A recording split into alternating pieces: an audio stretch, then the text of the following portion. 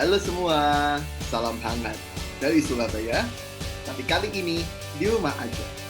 Saya Ilham dari Setima. Inilah kisah unik, pencapaian, dan inspiratif dari kampus se-Indonesia yang kita rangkum dalam Flash News Mitra Setima. Terima kasih kepada Bapak Sukalman Magister Engineering, PLT, Ketua STTN Batam, yang telah hadir bersama kita para pemirsa Setima pada kali ini untuk bercerita tentang STTN Batam. Ini juga salah satu sekolah negeri yang belum banyak dikenal, tapi tentu membuat para pemirsa semua penasaran ini, Bapak. Nah, sebelum kita bicara lebih lanjut tentang tahun ajaran baru ini, Bapak, Ketua, mohon izin tanya, sekolah STTN Batam itu kan orang awam biasanya tahunya itu sekolah nuklir gitu, Pak. Bisa dikisahkan nggak, Pak, sekilas STTN Batam itu bergerak di bidang apa sih, Pak? Ya, baik Mas Ilham. Iya, sebelumnya saya perkenalkan dulu ya. Saya Suparman, kebetulan mulai April 2021 itu dikasih amanah untuk menjadi PLT sampai saat ini untuk menggantikan ketua STN yang lama yang karena masa jabatan sudah habis. Nah, sekarang jadi PLT. Nah, sejarah dari Sekolah Tinggi Teknologi Nuklir itu diawali dari pendidikan ahli teknik nuklir. Jadi itu tahun PATN itu, disingkat PATN ya, pendidikan ahli teknik nuklir itu disingkat PATN, itu didirikan tahun 1985. Nah, tahun 1985 sampai dengan tahun 1991 itu adalah status mahasiswanya itu adalah mahasiswa tugas belajar dan calon pegawai negeri sipil. Nah, jadi yang sekolah pada saat itu di periode 1985 sampai 1991 itu adalah mahasiswa tugas belajar dan mahasiswa calon pegawai negeri sipil, jadi ikatan dinas ya. Ya, jadi mahasiswanya itu campur antara yang dari pegawai dan dari umum, dari SMA umum ya, dari SMA umum 91. Nah, sejak 92 itu kemudian karena kebijakan pemerintah maka tidak ada lagi penerimaan CPNS dari jalur umum. Ya, jadi PATN itu menerima mahasiswa dari jalur umum. Ya, belum ikatan dinas karena sudah tidak ada lagi ikatan dinas ya. Ikatan dinas sampai tahun 2000 pas ya, tahun 2000. Nah, sejak tahun 2001 itu Sekolah Tinggi berubahlah pendidikan teknik nuklir menjadi Sekolah Tinggi Teknologi Nuklir. Jadi yang sebelumnya levelnya itu diploma 3, kemudian sejak 2001 programnya menjadi diploma 4. Jadi sekolah tinggi ya. Nah, kenapa berubah? Karena adanya dinamika perubahan yang begitu cepat di dunia industri, di lapangan ya. Nah, sehingga di 2001 itu lahirlah 3 program studi, yaitu program dengan dua jurusan, yaitu jurusan Teknik Fisika Nuklir, itu ada 2 program studi elektronika instrumentasi dan program studi elektromekanika. Sedangkan jurusan Teknokimia Nuklir hanya 1 program studi, yaitu program studi Teknokimia Nuklir ya. Nah, tentu kita juga mengikuti regulasi yang ada di Kemendikbud waktu itu ya. Kemendikbud tahun 2001 mungkin Kemendiktek Dikti ya. Kemendikti. Nah, jadi saat itu kita sudah menjadi perguruan tinggi Kementerian Lembaga PTKL non kedinasan. Ya, gelar kalau D4 waktu itu juga terkait dengan gelarnya adalah Sarjana Saintrapan ya. Sampai 2020. Nah, sampai 2020. Nah, kemudian sampai 2021 terjadi perubahan lagi. Perubahan gelar menjadi Sarjana Terapan Teknik. Nah, jadi sejak 2001 itulah sampai sekarang itu programnya adalah program vokasi. Ya, program vokasi karena kita lebih banyak pendidikan skillnya, prakteknya ya, 60% praktek, 40% teori. Sampai saat ini.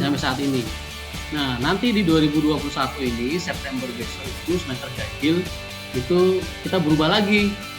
Jadi transformasi lagi nih, dari sekolah tinggi menjadi politeknik. Ya, mudah-mudahan selesai lah di awal 2021 September besok ini. Nah, sehingga kita udah 3 kali itu Mas. Pertama PATN, kemudian STTN, nanti Politeknik Teknologi Nuklir, Poltek Nuklir namanya. Ya, sampai saat ini akreditasi kami masih terakreditasi B, BAN PT.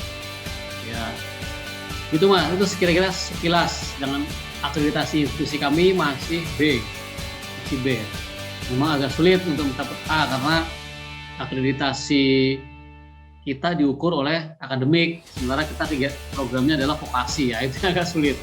Ya itu kira-kira gambarannya Mas, sekilas tentang STN. Nah, yang dipelajari apa yang di STN itu, karena tadi 3 program studi, elektronika instrumentasi, elektromekanika, dan teknokimia nuklir, 3 prodi ya.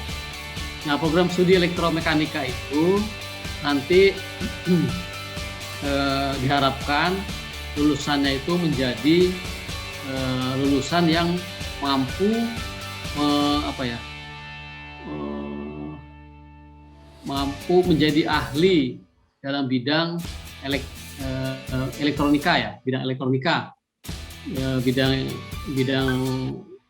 elektronika, instrumentasi, kemudian rekayasa, dan satu lagi mungkin PPR, ada PPR, tugas proteksi radiasi. Ya, kemudian yang elektromekanika itu juga hampir sama sebenarnya. Cuma hanya bedanya kalau di elektromekanika itu mahasiswanya diarahkan untuk menjadi lulusan yang sama dengan tadi, tapi ahli dalam bidang elektro, bidang elektroan harus kuat, kemudian mekanik, mesin ya, robotika, dan satu lagi petugas proteksi radiasi. Serta ada satu sertifikasi kompetensi yang ditambahkan yang diberikan mahasiswa, yaitu sertifikasi selain tugas proteksi radiasi adalah sertifikasi NDT, non-destructive test, NDT ya. Nah, sampai saat ini mahasiswa yang di prodi elektromekanik diberikan NDT sampai level 2. Ya, karena level 3 itu udah biaya internasional. Nah, sehingga itu biayanya mahal. Sehingga kalau mahasiswa sudah lulus baru bisa. Nah, demikian juga yang jurusan teknokimia nuklir itu sama. Secara prinsip mereka menjadi lulusan yang bisa bekerja di bidang kimia, rekayasa, analis, dan juga bisa sebagai program proteksi radiasi. Ya, itu kira-kira gambarannya secara umum. Yep. Jadi kalau di luar pekerjaannya apa? Pekerjaannya tadi terutama yang berkaitan dengan bidang nuklir, karena bidang nuklir adalah bidang yang sangat spesifik, khusus ya. Mungkin di Indonesia hanya satu di Asia Tenggara ya, mungkin satunya program studi vokasi kenukliran, hanya ya STN ini, ya Politeknik Nuklir ini. Jadi yang lainnya seperti di ITB, UGM, kemudian di UI itu adalah bidang akademik, programnya S1, dan kita adalah diploma 4, ya sarjana terapan ya, sarjana terapan. Ya itu yang bisa sekilas saya informasikan ke Mas Ilham ya. Monggo silakan apa yang ingin tanyakan lagi. Ya Pak, sama kami juga sebuah kehormatan ini tadi dibocori, berarti sebentar lagi kita akan bersama dengan Politeknik Teknologi Nuklir ya Pak, namanya Pak. Ya betul, insya Allah. Kita ikut mendoakan dan siap support atas arahan bimbingan kesempatan Bapak ini. Mendapat kesempatan ya. Nah, lanjut lagi nih Pak tentang pertanyaan yang juga membuat permasalahan masyarakat karena pandemi COVID ini sepertinya belum berakhir dalam waktu dekat Pak. Untuk rencana pembelajaran Bapak di STTN, apakah kedepannya masih online atau ada hal-hal terkait praktikum yang perlu offline? Rencana STTN sendiri seperti apa Bapak? Ya, baik, makasih Mas. Jadi terkait dengan pembelajaran itu selama masa pandemi sejak tahun 2020 ya, itu semua kegiatan perkuliahan dilakukan secara online. Kegiatan perkuliahan ya. Sedangkan kegiatan praktikum itu dilakukan secara offline. Jadi, dan satu lagi, we blended. Jadi ada sebagian mahasiswa yang mengikuti kegiatan di laboratorium, ada sebagian mahasiswa yang berada di rumah masing-masing. Ya, jadi tidak semua untuk kegiatan praktikum itu mahasiswa bisa masuk semua. Misalnya dalam kondisi pandemi ini tidak semua mahasiswa itu lolos dari screening ya. Screening untuk masuk ke dalam kegiatan belajar mengajar secara offline. Nah, bagi mahasiswa yang nggak lolos screening, misalnya karena dia sakit atau karena kurang enak badan dan sebagainya, itu tetap bisa melakukan praktikum, tetapi dilakukan secara online ya, dari rumah. Mahasiswa yang tidak terkendala masalah apa-apa itu bisa langsung masuk ke dalam laboratorium, sehingga kegiatan di laboratorium ada dua, satu offline langsung dengan mahasiswa dosennya, satu lagi online. Jadi pembelajaran itu direkam, dikirim secara online, sehingga mahasiswa yang di rumah pun tetap bisa mengikuti kegiatan praktikum. Nah, gitu. Ini Pak, lalu pertanyaan masyarakat awam juga ini Pak, kalau praktikumnya di rumah seperti apa ya Pak contohnya? Untuk ya, praktikumnya jadi demo gitu. Jadi yang praktikum tetap di lab, tetapi di lab itu sudah ada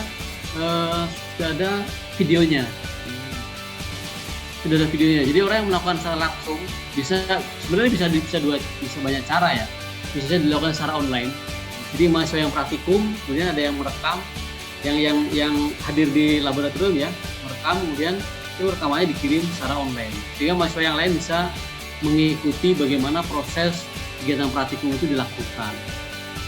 Nah, sementara yang praktikum di lab kan nggak masalah karena dia bisa langsung kan.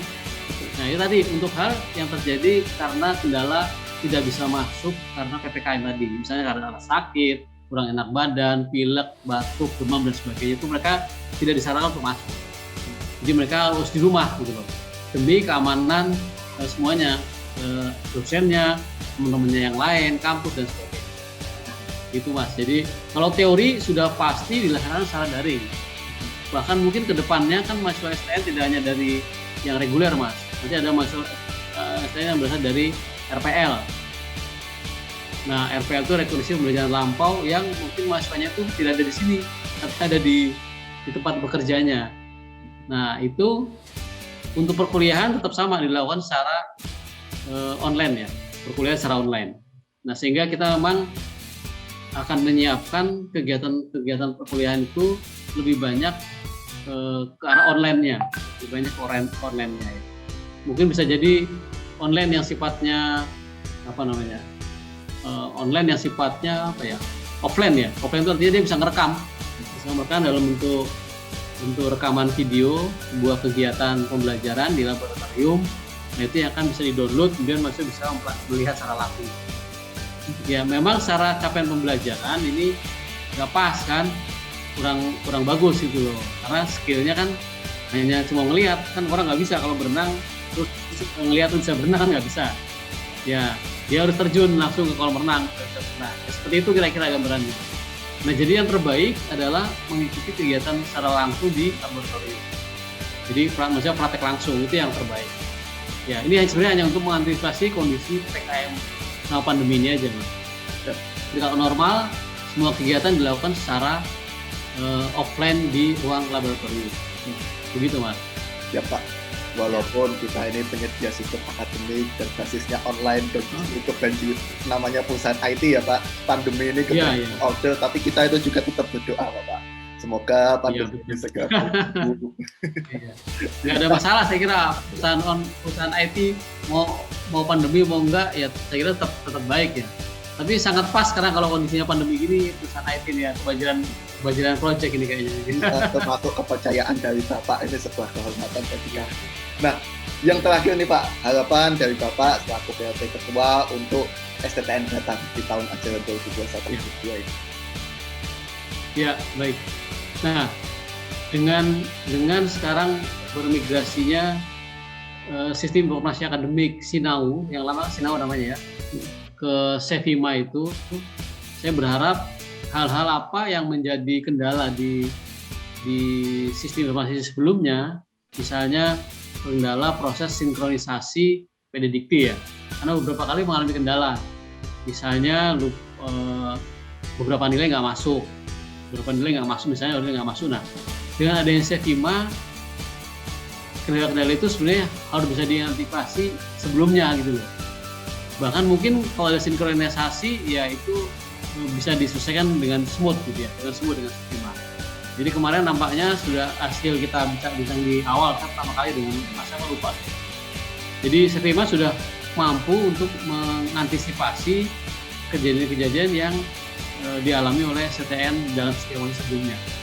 Nah, sehingga diharapkan proses sinkronisasi lebih lancar, kegiatan sistem informasi secara online juga berjalan dengan lancar, dan sistem informasi ini akan sangat banyak membantu, khususnya di STN ya.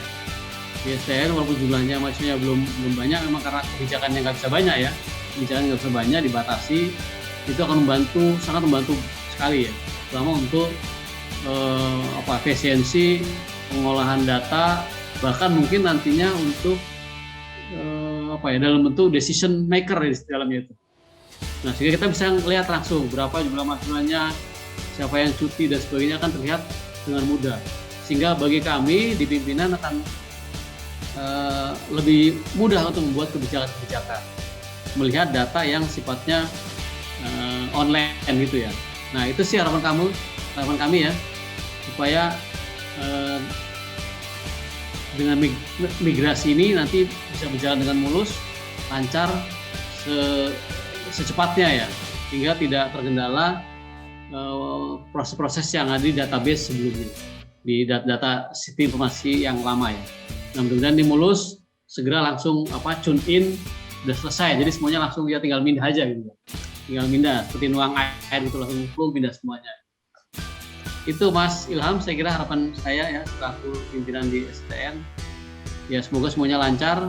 Mungkin juga kami butuh bantuan bimbingan teknis ya dari Sevima untuk melatih teman-teman kami yang ada di operator ya, yang akan menjadi di pelaksana di proses migrasi ini, sehingga kalau nanti terpaksa harus dilakukan oleh kami, itu semua sudah operatornya atau pegawainya atau staff kami sudah paham, sehingga akan lebih smooth lagi penyelesaian yang terkendala dengan database ini. Itu Mas Ilham, terima kasih. Siap, terima kasih juga Bapak PLT Ketua STN, Bapak Sukalman Manager Engineering atas kepercayaan arahannya. Tadi istilahnya menarik gitu Pak, di akhir saya izin kutip untuk menutup. Pengennya mengolah data itu seperti menuang air. Jadi memang tendik itu fokus to dharma saja ya Pak istilahnya. Ya, urusan administrasi ini langsung beres seperti menuang air. Terima kasih Bapak atas kepercayaannya dan inspirasi yang diberikan selama Zoom meeting kali ini. Semoga Bapak, segenap pimpinan dan sivitas sehat selalu Pak, dan lancar dalam semua aktivitas. Amin. Terima kasih Pak atas kesempatannya. Wassalamualaikum warahmatullahi wabarakatuh. Waalaikumsalam warahmatullahi wabarakatuh.